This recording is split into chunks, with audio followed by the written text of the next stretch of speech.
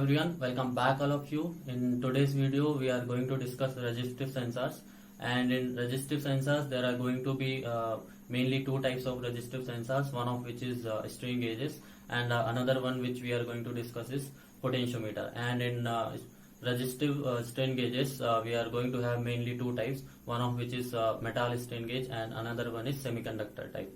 So let us understand the concept of metal strain gauge first, and then we'll proceed further with semiconductor strain gauge. To understand the concept of strain gauge, first just let's have a look of a small straight metallic wire which is going to have some cross sectional area, which is going to be very lesser one, but just for the understanding purpose I am drawing the little bigger view in it in the diagram. So if we are applying a force on it, initially this wire is going to have some length, let us say small l, and if we apply a force on it, this wire is going to expand in linear fashion. So this length is going to increase from L to L plus delta L. So that's what the concept of strainage. If we apply a force on a per unit cross sectional area, the length of the wire is going to change. So the same concept which we are going to use in the metal strain gauge, instead of just having a single straight wire, the strain gauge is going to have multiple number of metal straight wires. So they are connected in mesh kind of structure. So this is going to be mesh, and these two are the lead wires of the strain gauge resistance. So this length is going to be very lesser one, so we can just simply neglect it in our calculations. And in the mesh type there are going to be a parallel number of metal wires. The reason behind that is if we are using single wire, the change in length in going to be delta L1, and another wire, then it is going to produce delta L2. If we have multiple wires like this, let us say 10 number of parallel wires we have, and they are going to produce delta L individually in them, and if we combine all small delta L's, we are going to produce significant amount of variations in the length. So just to improve the sensitivity of our device, we have drawn the structure like this. So yeah, that's what the concept is. If we have a single wire, it is going to produce a small amount of variation in the length, and if we are having mesh kind of a structure, it is going to produce significant amount of changes in the dimension. So we are going to sense it very quickly. So now moving further with the basic laws related to the metal strain gauges, and yeah, so as I mentioned, if we are applying the force per unit area, that is going to be known as stress, and due to the stress applied, there is going to be variation in the length which is going to produce some strain. So the change in physical dimensions divided by change in actual dimension is going to be strain. So physical dimensions getting changed are linear length delta L, and the actual dimensions are small l. But in case of strain gauge, we are going to consider it as capital L, because we are going to use parallel metal wires in it. So this is going to be delta L by L. So according to Hooke's law, stress is going to be directly proportional to the strain, and the proportionality constant is going to come out as Young's modulus, which is going to be stress by strain. So force per unit area divided by strain delta L by L. So these are the simple formulas which we are going to use in our upcoming problem solving. So having said that, if we are applying a force on per unit cross sectional area of A, the effective length of the strain gauge capital L is going to vary as capital L plus capital delta L. And as the capital delta L, why I am writing it as, because it is a combination of small length of wires, and instead of using small delta L's, we are going to consider it as capital delta L in an effective manner. So in case of metal wire in a single piece, if we are applying force on it and having cross sectional area A, the resistance is going to vary as R equal to rho L by A. So if we apply a force on it, this small l is going to vary as small l plus delta small l. Whereas in case of strain gauge, we are going to have the length of the device will start right from here and all the way till here. So, and also we are neglecting the lead wires effect. So this effective length we are going to consider it as capital L, and the resistance of strain gauge is going to vary as rho capital L by cross sectional area A. So the capital L will vary as L plus delta L.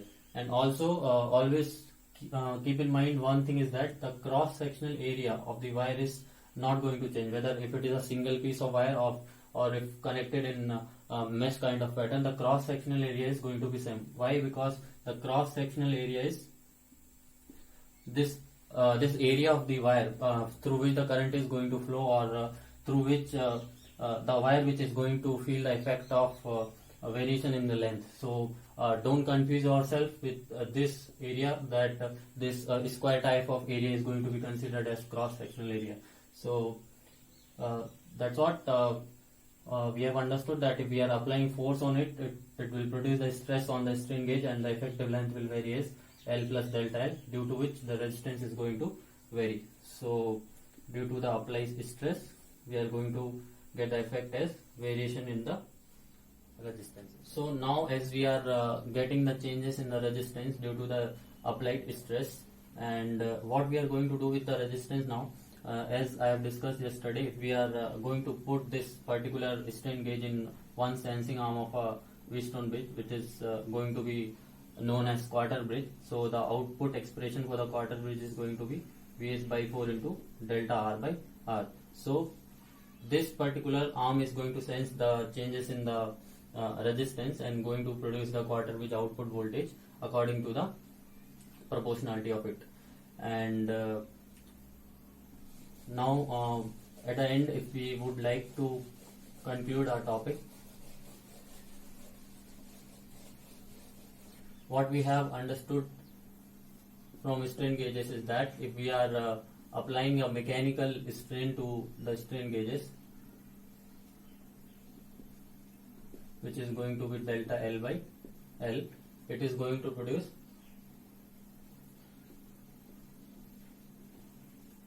electrical strain, which is going to be delta R by R.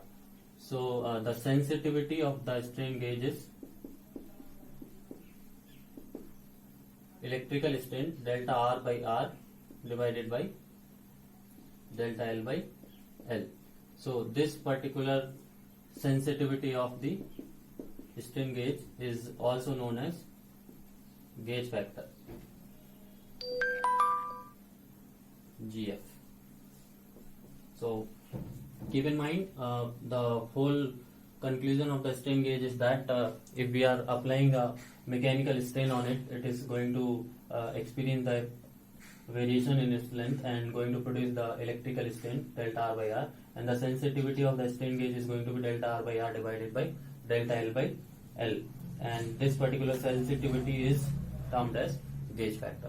Whatever discussion we have done till now in the case of metal strain gauges, one doubt might have came into your mind that while dealing with the changes in the dimension, we were considering only the change in the linear length of the wire, whereas we were not considering the changes in the diameter of the wire, because if we are applying the force on it, though it is going to expand in a horizontal direction, but also the contraction is going to happen in the vertical direction as well. So the diameter is going to change from d minus delta d.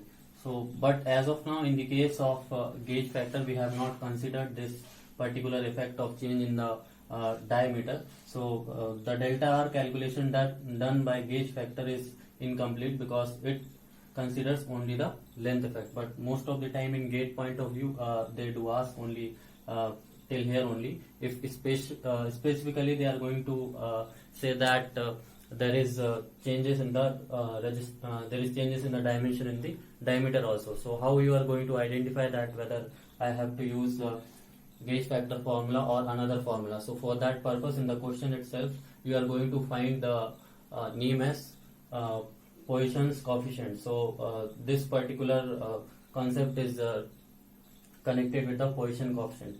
So what a Poisson law says, if we are applying a stress on a wire, this is going to have lateral strain as well as the tensile strain, and the tensile strain is going to proportional to the lateral strain. And why we are using the negative sign here? Because the diameter is going to decrease, so that changes in the dimensions are going to be negative, because final dimension minus initial dimension. So let's say initial dimension is 1 mm and the final dimension is 0.98 mm, so it is going to be negative. So for that purpose we are going to use negative sign here, because the position coefficient is going to be always a positive quantity.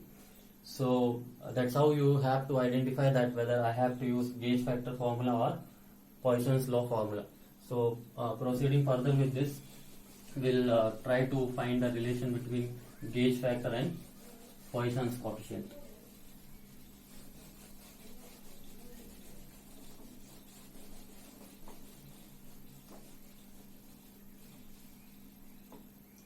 So the Poisson's coefficient mu is equal to minus of E by y Ex. So which is going to be delta D by D divided by lateral strain is going to be delta L by L. So let us consider this as equation number 1, and we have another formula: gauge factor is equal to delta R by R divided by delta L by L. And now our aim is to find the relation between Poisson's coefficient and gauge factor. So now our aim is to find the relation between gauge factor and the Poisson's coefficient. To do that, let's take the resistance of the strain gauge is rho L by A, and as we know that the stress applied is force per unit area. So let's partially differentiate the resistance expression with respect to the stress. So if we do the partial differentiation with respect to stress, you don't think as stress as force per unit area, just consider it at small s, and s is some variable, or you keep in your mind that it is x. So dou r by dou x is going to be, so these three individual components which are going to affect the resistance, so we have to partially differentiate all three of them. So rho by A, if we differentiate L, it is going to be rho dou L by dou S. Then L by A will take out, and then we are going to differentiate with respect to rho. So dou rho by dou S, and then rho and L are going to be taken out, and we have to differentiate 1 by A. So if we do the partial differentiation of x with respect to y, it is going to be as dou x by dou y. But if we do the partial differentiation of 1 by x with respect to y, it is going to be minus 1 by x square dou x by dou y. So it is 1 by a, so it is going to be minus 1 by a square dou a by dou s. So if we put dou by dou s as delta, this is going to be delta r is equal to rho by a. This dou by dou s is delta, so this is delta L. Now again this is delta, so this is delta rho, and minus rho L by a square taken out, and dou by dou s is again put it as delta. So this is delta A. Now our aim is to get delta R by R, so divide whole expression by resistance R. R is equal to rho L by A. So now rho by A gets cancelled here, and L by A gets cancelled over here, and rho L by A. So let's write it as rho L by A into A. So rho L by A is going to get cancelled over here.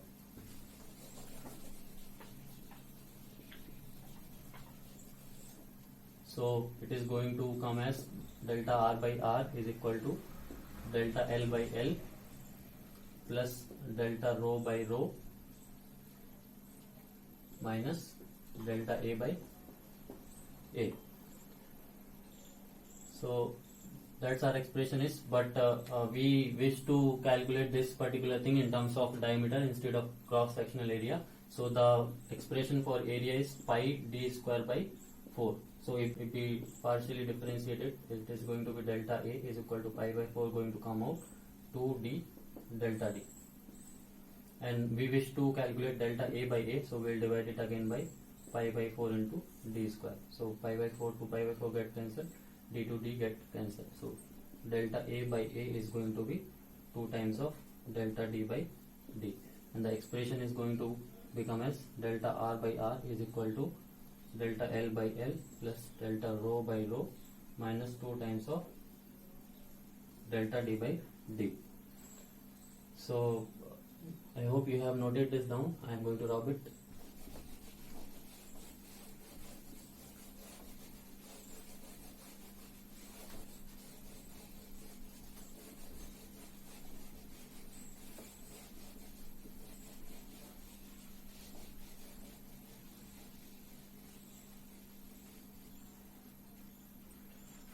So now if you divide the whole expression, first we'll write this as delta R by R is equal to delta L by L plus delta rho by rho minus 2 times of delta D by D. And our gauge factor is delta R by R divided by delta L by L, and mu is equals to minus of delta D by D divided by delta L by L. So we have to find the relation between them. So as we are seeing, delta L by L is common in both of their denominators, so we'll divide by delta L by L in the whole expression.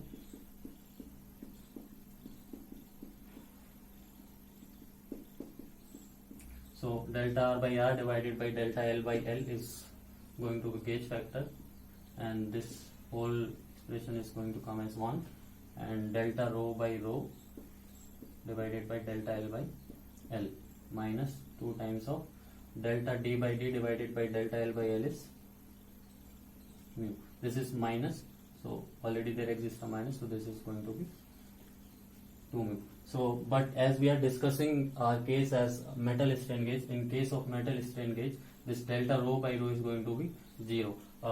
Why? Because in case of semiconductor strain gauge only we are going to consider the effect of resistivity, whereas in case of metal strain gauge we are not going to consider the effect of resistivity. We are going to consider just to affect the changes in the length and the changes in the diameter. We are not going to consider the changes in resistivity. So the gauge factor formula is going to come as 1 plus 2 mu for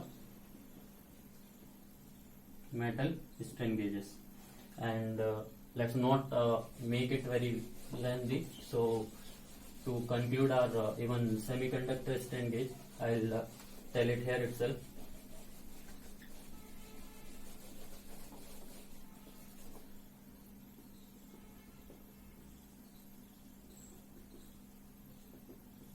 What is happening in case of semiconductor strain gauge? We are going to consider the effect of resistivity as well. If we are applying a force on a semiconductor wire, it is going to produce a change in the diameter as well as the change in the length, and also we are going to consider the effect of resistivity, because R is equals to rho L by A. So we will consider the effect of length, we will consider the effect of area, as well as we will consider the effect of resistivity. So in that case, gauge factor is going to come as 1 plus 2 mu plus delta rho by rho divided by delta L by L. So in case of metal strain gauge, most probably they ask question from till gauge factor concept only. If they extend it further, and in case mu is mentioned in the question, you will have to use this particular formula. And even beyond that, if they are going to say that the effect in the resistivity is also you have to take into the account. So in that case, this particular formula you have to use it.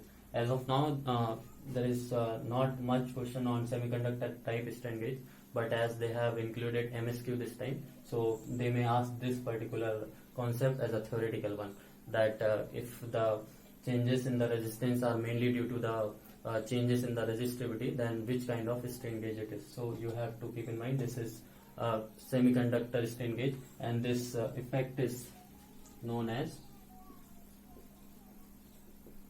piezoresistivity.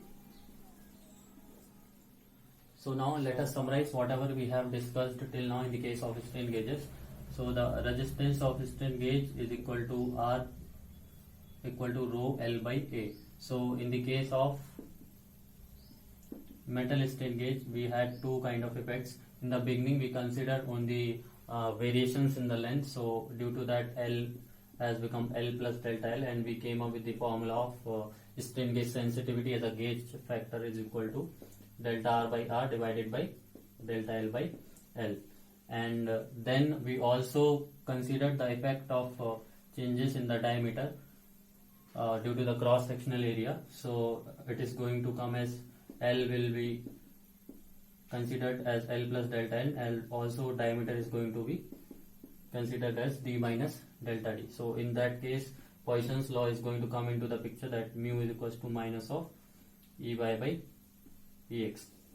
So gauge factor is going to become as 1 plus 2 mu. And in the case of semiconductor strain gauge, we are going to consider the effect of resistivity as well. So in that case, gauge factor is going to become as G equal to 1 plus 2 mu plus delta rho by rho divided by delta L by L. So that is all for today. If you have any doubt, you can mention it in the comment section. And today we have discussed completely the theoretical aspects of strain gauges. In upcoming video, I am going to discuss 2 more configurations of Poisson's bridge, and then we'll solve few problems and we'll continue with the potentiometer.